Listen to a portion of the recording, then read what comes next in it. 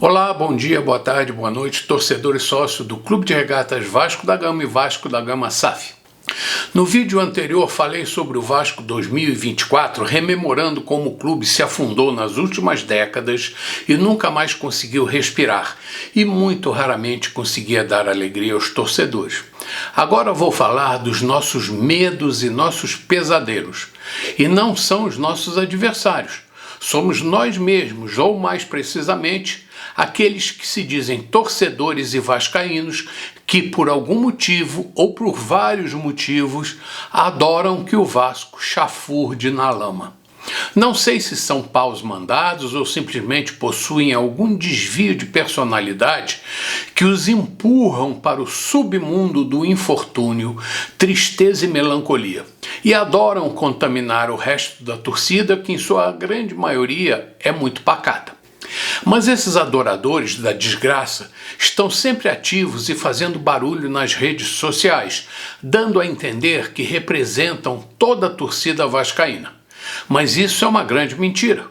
A verdade é que a grande maioria da torcida do Vasco é pacífica, serena e ordeira.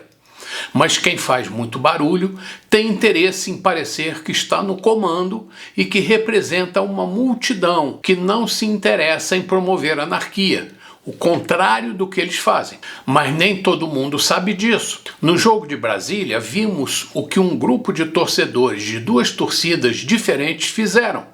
Colocaram a maioria da equilibrada torcida do Vasco, que só quer apoiar e ver o time, no meio de uma confusão que eles fomentaram para saciar seus instintos mais primitivos.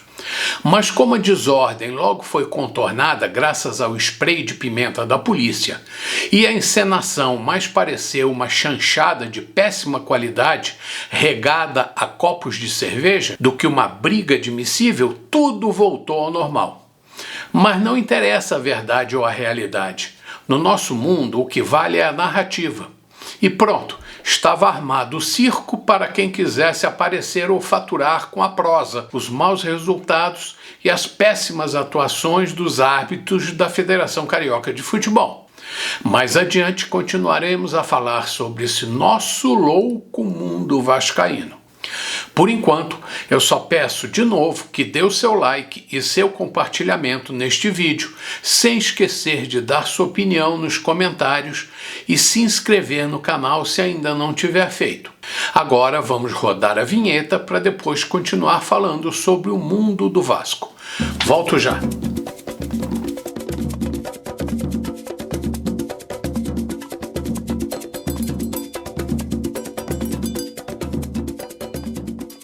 Bom, eu acompanho diversos canais de informação, opinião, notícia, especulação e, por que não, mentiras, especializados em falar do Vasco. Impressionante como existe gente falando de tudo sobre o Vasco.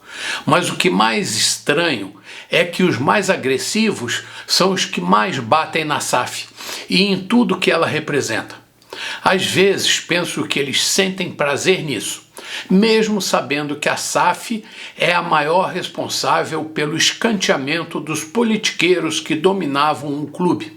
Eram os malandros, manhosos, velhacos e astuciosos dirigentes e seus asseclas que, por sua incompetência, ou sei lá com que interesse, destruíram o Vasco.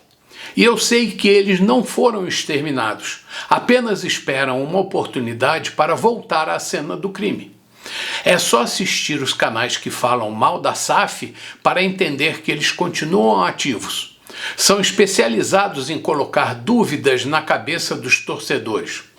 Principalmente os torcedores cansados de sofrer e acostumados a acreditar em escândalos.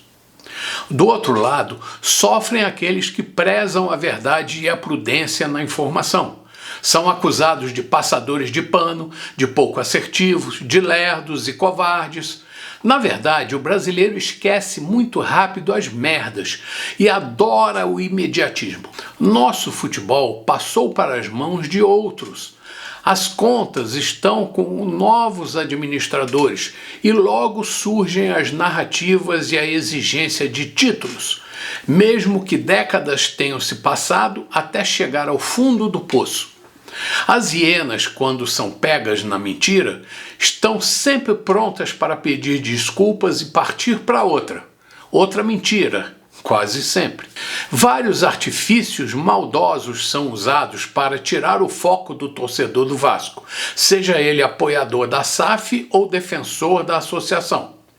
Um exemplo disso, e todo mundo se lembra, foram as notícias dadas pelo tal do site norueguês de nome Josimar, aliás é um nome tipicamente nórdico, que veio com a notícia de que a 777, administradora do futebol do Vasco, era uma merda, um cocô empresarial, uma instituição envolta em muitas falcatruas e pivô de muitas ações nos Estados Unidos. E no site deles continuam sustentando isso diariamente. Mesmo que os cães continuem ladrando e a caravana continue passando, eles não desistem. É o negócio deles e eu nem os critico por isso. Como se intitulam um site investigativo, tomara que tenham sucesso e provem algo. Só fico com o pé atrás, afinal já vi de tudo no futebol e isso me deixa com vontade de contar para o Josimar, tal do Josimar, algumas histórias antigas de coisas suspeitas que aconteceram no Vasco. Quem sabe eles investiguem e coloquem no site deles, que hoje está repleto de matérias sobre a 777. Aliás, seria uma bomba, pois no Brasil, um país muito sério, que nunca teve um político preso por falcatruas, coisas irregulares nunca acontecem, não é? Mas a 777 continua atuando em todo o mundo e, segundo o Josimar norueguês, roubando à torta e à direito. Outra coisa que as hienas vascaínas adoram é avaliar e classificar os jogadores. Os do Vasco sempre são ruins ou duvidosos. Léo era ruim, não servia para os times anteriores, então não serviria para o Vasco. Piton foi desprezado pelo Corinthians e a torcida não depositou confiança nele. Maicon era uma porcaria no Santos, então só ia fazer caca no Vasco. Léo Jardim, quem era esse goleiro que queria voltar para o Brasil? Paulinho, que se recupere para o ano que vem, coitado. Era motivo de chacota e o chamavam de Paulinho de Paula, ironicamente. Verratti, o argentino, quem é esse cara que já está quase em fim de carreira e pouca gente conhecia? E tantos outros poderiam compor essa lista de renegados. Todos eram apostas para o torcedor do Vasco. Mas aí eu pergunto, será que todo novo jogador não é uma aposta quando muda de clube e começa a jogar no novo time? É só olhar em volta, tirar o foco um pouquinho do Vasco e olhar para os outros. Mas a torcida do Vasco, de tão sofrida e enganada, desconfia até da sombra. Precisava chegar um treinador argentino para ensinar a nós outros, hinchas de Vasco da Gama, que devemos ser otimistas e acreditar que o pensamento positivo ajuda a evoluir e ganhar jogos. Mas ainda temos muito a aprender e com certeza muita coisa a esquecer. Mesmo que as hienas não desistam de nos empurrar para baixo. Se você trabalha numa instituição organizada, por livre e espontânea vontade, você tem que seguir as regras da casa ou cair fora. Pois é, o Vasco SAF tem regras bem diferentes daquelas do clube associativo, que tinha um estatuto e regulamentos internos que por vezes não eram cumpridos por falta de organização, autoritarismo ou incompetência administrativa. Essa é a diferença. Torcedores devem ser ouvidos, pressionar, pedir, mas atropelar as regras é impossível. Nem grupo político pode, sem argumento comprovado, destituir o sócio majoritário.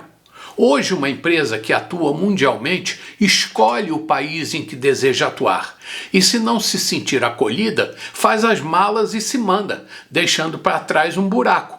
Por isso é necessário dialogar, conversar com a 777 para que o projeto de recuperação do Vasco siga em frente.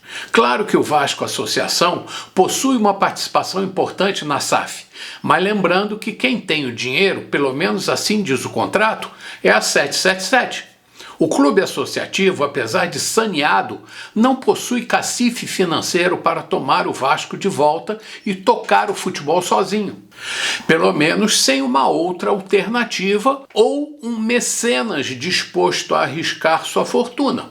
Eu creio que o projeto de sucesso da 777 para a Vasco SAF é baseado no sucesso da negociação da dívida e na correta aplicação dos aportes financeiros, além da concretização de patrocínios, da venda de seus espetáculos desportivos e da negociação de jogadores que renderia dinheiro novo. Outra fonte importante de arrecadação depende do sucesso das competições, que faria o torcedor ir aos estádios ampliando as rendas e, em caso de títulos, as premiações. E isso projetaria o clube nacional e internacionalmente, criando uma bola de neve que faria o Vasco muito mais conhecido no mundo do futebol. Como isso não acontece de uma hora para outra, é necessário que o projeto tenha uma visão proporcional ao objetivo. Precisamos acreditar numa nova forma de administrar o clube e afastar os pessimistas de derrotistas, além dos políticos e politiqueiros do velho Vasco, e torcer para que o presidente Pedrinho, cercado de pessoas bem intencionadas, tenha sucesso na administração do clube e saiba usar com sabedoria os 30% que possui da SAF e contribua com a 777 com sua experiência adquirida dentro e fora do campo. Pessoal, eu volto em breve para continuar a opinar sobre as coisas do gigante da colina. Bom dia, boa tarde, boa noite, torcedor e sócio do Clube de Regatas Vasco da Gama e Vasco da Gama SAF. Saudações vascaínas.